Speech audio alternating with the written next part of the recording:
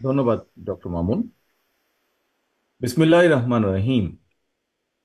জুলাই আগস্টের ফ্যাসিবাদ বিরোধী গণ অভ্যুত্থানের বর্ষপূর্তি উপলক্ষে মাসাধিককাল ব্যাপী কর্মসূচির অংশ হিসাবে বিএনপি গণ অভ্যুত্থান 2024 জাতীয় ঐক্য ও গণতান্ত্রিক অভিযাত্রা এবং শহীদ পরিবারের সম্মাননা অনুষ্ঠান আয়োজন করেছে। বিএনপি আয়োজিত আজকের এই অনুষ্ঠানের সম্মানিত সভাপতি জনাব রুহুল কবির রিজভী, উপস্থিত বাংলাদেশ জাতীয়তাবাদী দলের সম্মানিত মহাসচিব জনাব মির্জা ফখরুল ইসলাম আলমগীর, স্থায়ী কমিটির সম্মানিত সদস্য নেতৃবৃন্দ এবং ফ্যাসিবাদ বিরোধী রাজপথের আন্দোলনের সহকর্মী, বিভিন্ন রাজনৈতিক দলের নেতৃবৃন্দ, বিভিন্ন রাজনৈতিক দল থেকে আগত জাতীয় নেতৃবৃন্দ, শিক্ষক, সাংবাদিক, বুদ্ধিজীবী, বিভিন্ন শ্রেণী, পেশা এবং সিভিল সোসাইটির সম্মানিত প্রতিনিধিগণ, বিশেষ করে ফ্যাসিবাদী বিরোধী আন্দোলনের হাজারো শহীদ এবং হতাহতদের বাবা মা, আত্মীয় স্বজন, প্রিয়জন যারা এখানে উপস্থিত হয়েছেন, আপনারা আমার আন্তরিক শুভেচ্ছা এবং সালাম গ্রহণ করুন। আসসালামু আলাইকুম। আজকের এই অনুষ্ঠানে আমি আমার বক্তব্যের শুরুতেই 52-এর ভাষা আন্দোলন থেকে শুরু করে বাংলাদেশের স্বাধীনতা এবং মুক্তিযুদ্ধ, স্বৈরাচার এবং ফ্যাসিবাদ বিরোধী আন্দোলনের শহীদদের প্রতি জানাই গভীর শ্রদ্ধা। একই সঙ্গে দেশের গণতান্ত্রিকামী জনগণকে অভিনন্দন জানাই। গুম, খুন, অপহরণ, জেল, জুলুম, হুলিয়া, হামলা, মামলা, ভয় কোনো কিছুই যাদেরকে গণতন্ত্র পুনরুদ্ধারের আন্দোলন থেকে বিচ্যুত রাখতে পারেনি।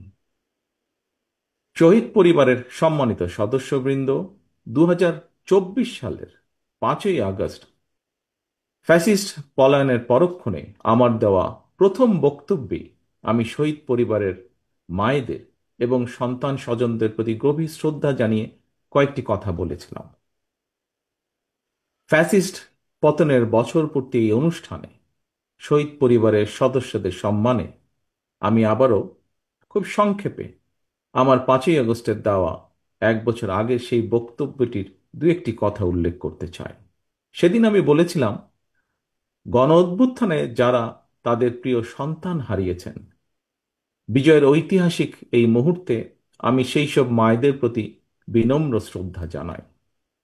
গত 15 বছরের ফ্যাসিবাদী শাসনকালে এভাবে অনেক সন্তান তাদের প্রিয়তম পিতা হারিয়েছেন, অনেক স্ত্রী হারিয়েছেন তাদের প্রিয়তম স্বামীকে, গুম, খুন, অপহরণ করে অসংখ্য মায়ের বুক খালি করে দেওয়া হয়েছে।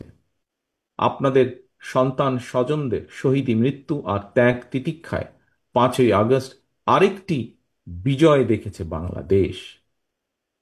শহীদ পরিবারের সম্মানিত সদস্যগণ, 24-এর গণ অভ্যুত্থানে আপনার প্রিয়জন দেশের জন্য, দেশের মানুষের জন্য, গণতন্ত্রের জন্য নিজের জীবন উৎসর্গ করেছেন।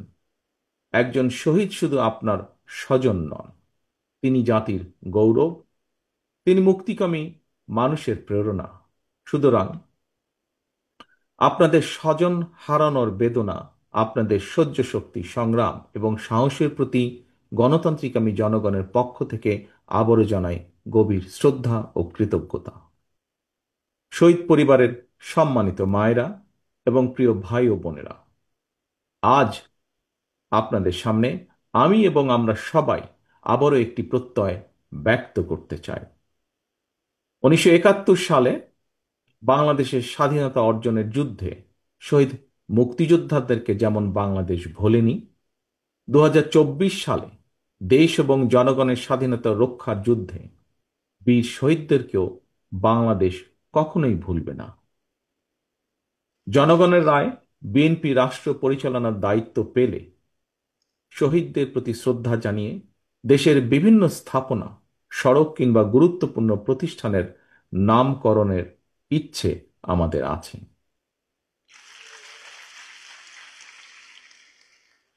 প্রিয় সম্মানিত উপস্থিতিবৃন্দ, এতক্ষণ আলোচনায় ফ্যাসিবাদ বিরোধী দীর্ঘ আন্দোলন সংগ্রামের পূর্বাপর, জনগণের আত্মত্যাগ এবং বর্তমানের করণীয় সহ নানা বিষয় সম্মানিত আলোচকগণ বিস্তারিত বক্তব্য বা তাদের মতামত উপস্থাপন করেছেন।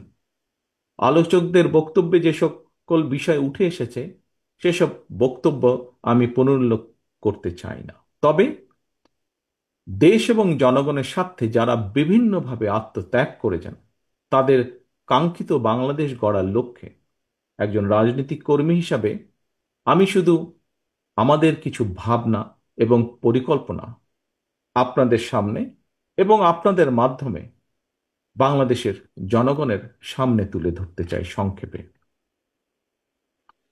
প্রিয় ভাই ও বোনেরা, সম্মানিত অতিথিবৃন্দ, বাংলাদেশের ঘটনাবহুল ইতিহাসের আরেকটি ঐতিহাসিক রক্তাক্ত অধ্যায় ছিল জুলাই আগস্টের গণ অভ্যুত্থান।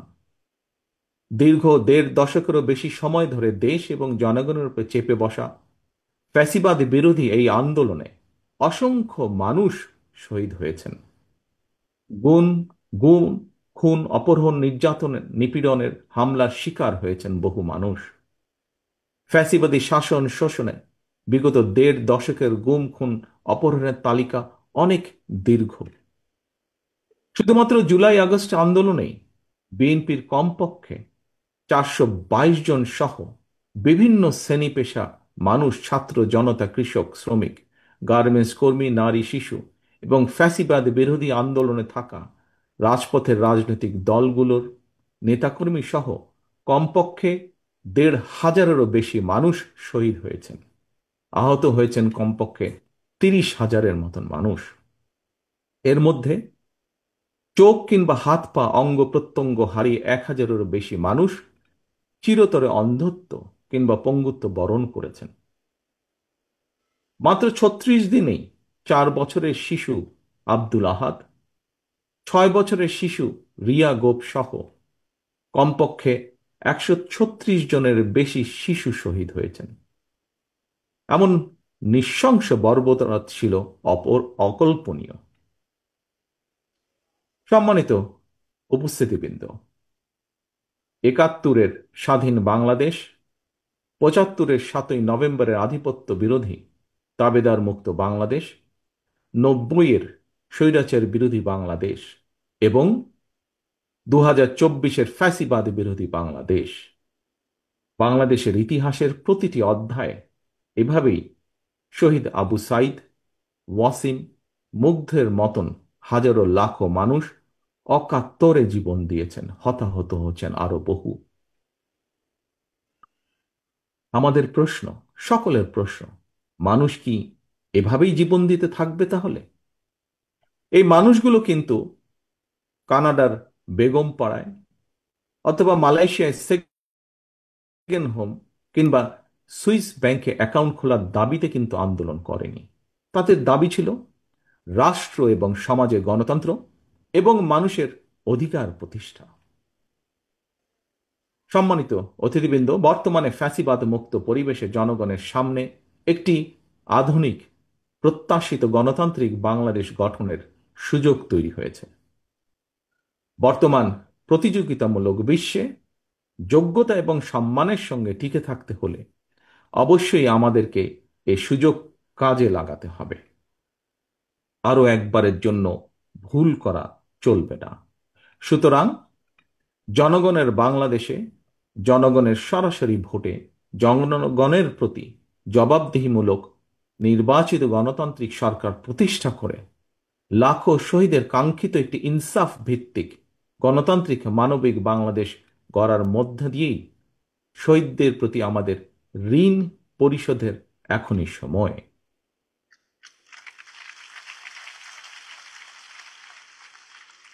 সম্মানিত উপস্থিতিবৃন্দ, একটি দেশের জন্য 54 বছর কম সময় নয়। এই দীর্ঘ সময় জনগণের ত্যাগ, গৌরব, বিজয় আর নানা উত্থান পতনের ইতিহাস আমরা ভুলে যেতে চাই না। তবে হয়তোবা অযথা বিতর্ক কিংবা কূটতর্কে লিপ্ত থেকে সময় ক্ষেপণের চেয়ে বরং আমরা যারা দেশ এবং জনগণের কল্যাণে রাজনীতি করি আমাদের এবার রাজনীতির অন্যতম প্রধান অঙ্গীকার নিরাপদ কর্ম পরিবেশ এবং নতুন কর্মসংস্থান সৃষ্টির রাজনীতি। আমাদের এবারকার অঙ্গীকার এই সকল কথাগুলো বাস্তবায়ন আর দৃষ্টান্ত স্থাপনের রাজনীতি। সম্মানিত অতিথিবৃন্দ, অন্ন, বস্ত্র, বাসস্থান, চিকিৎসা, উন্নত বিশ্বে এখন আর শুধুমাত্র এই কয়টি মানুষের মৌলিক চাহিদা কিংবা মৌলিক অধিকার হিসেবে বিবেচিত নয়।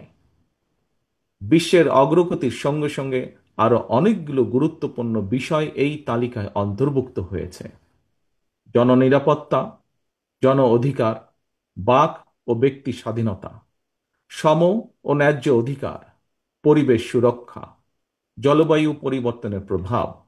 বর্তমানে বিশ্বে এই বিষয়গুলোকে কিন্তু আর অবহেলার সুযোগ নেই। গ্লোবালাইজেশনের বর্তমান সময় সবার সামনে সম্ভাবনার সকল দ্বার উন্মুক্ত।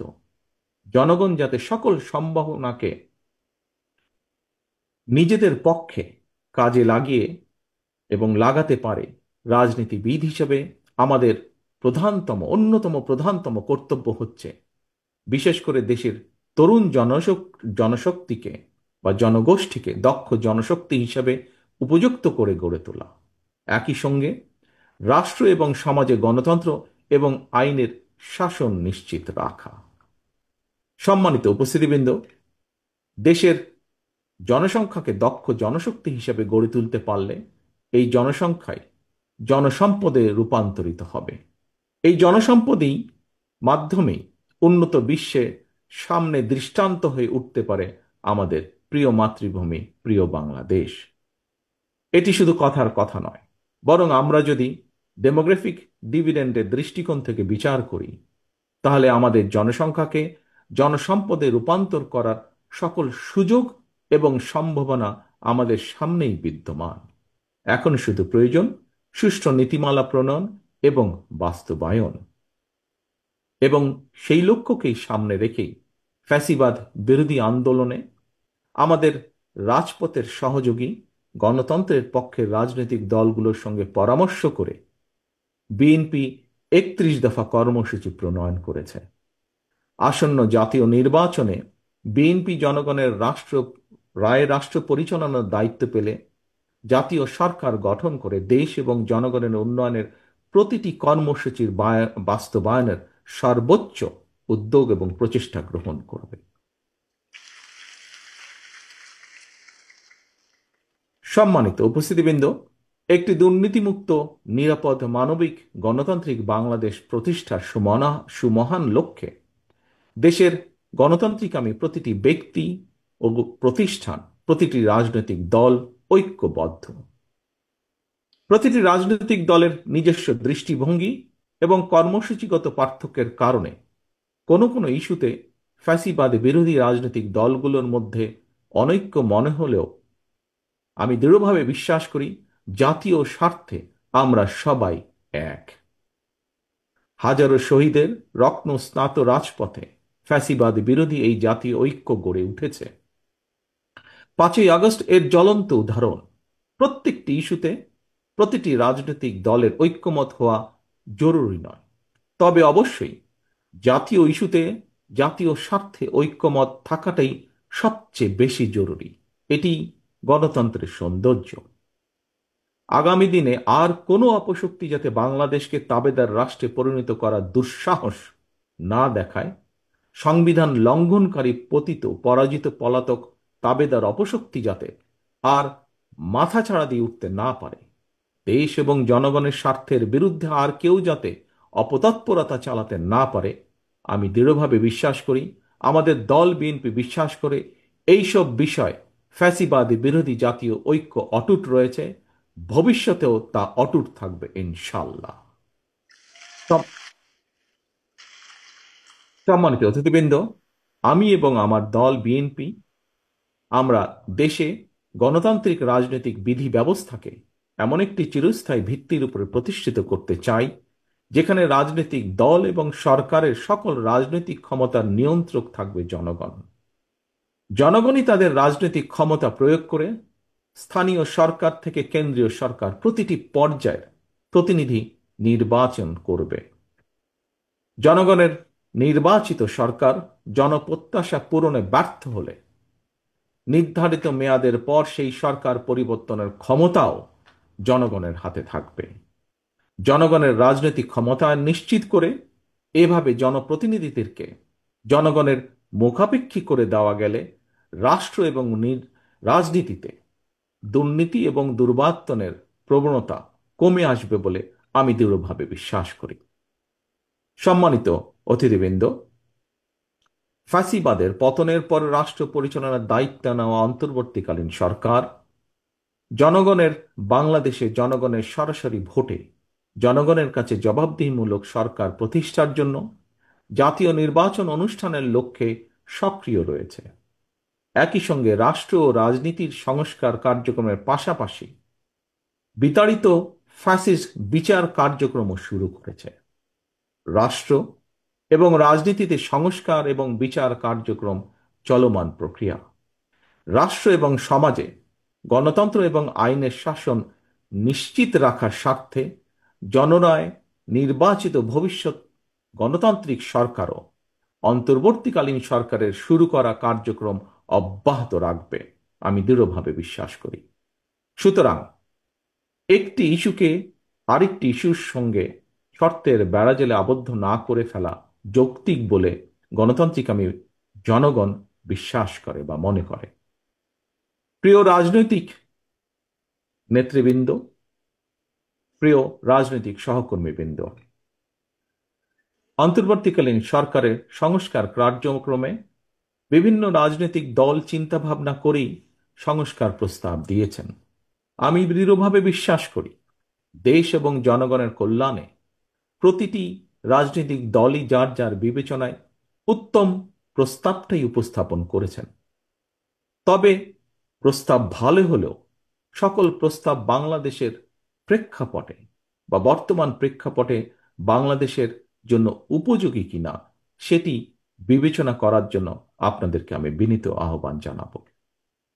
কোন কোন রাজনৈতিক দল সংখ্যানুপাতিক নির্বাচনী ব্যবস্থার দাবি তুলেছেন। বিশ্বের কোন কোন দেশে সংখ্যানুপাতিক নির্বাচনী ব্যবস্থার বিধান রয়েছে। তবে বাংলাদেশের বিদ্যমান বাস্তবতায় এবং ভৌগোলিক রাজনৈতিক প্রেক্ষাপটে এই মুহূর্তে বাংলাদেশের জন্য এই ব্যবস্থাটি কতটুকু উপযোগী অথবা উপযোগী কিনা সেটি গুরুত্বের সঙ্গে ভেবে দেখা জন্য আমি সকলের প্রতি অনুরোধ রাখব। বাংলাদেশের গণতান্ত্রিক বিধি ব্যবস্থাকে শক্ত ভিত্তির উপর প্রতিষ্ঠিত রাখতে হলে, বাংলাদেশকে তাবেদার মুক্ত রাখতে হলে এই মুহূর্তে জনগণের ঐক্য সবচাইতে বেশি প্রয়োজন। কিন্তু সংখ্যানুপাতিক নির্বাচনী ব্যবস্থা দেশে ঐক্যের পরিবর্তে বিভক্তিমূলক সমাজ এবং অস্থিতিশীল সরকার সৃষ্টির কারণ হয়ে উঠতে পারে কি না, এই বিষয়গুলো গুরুত্ব সহকারে আরও একবার ভেবে দেখার জন্য আমি সকল রাজনৈতিক নেতৃবৃন্দকে বিনীত আহ্বান এবং অনুরোধ করব।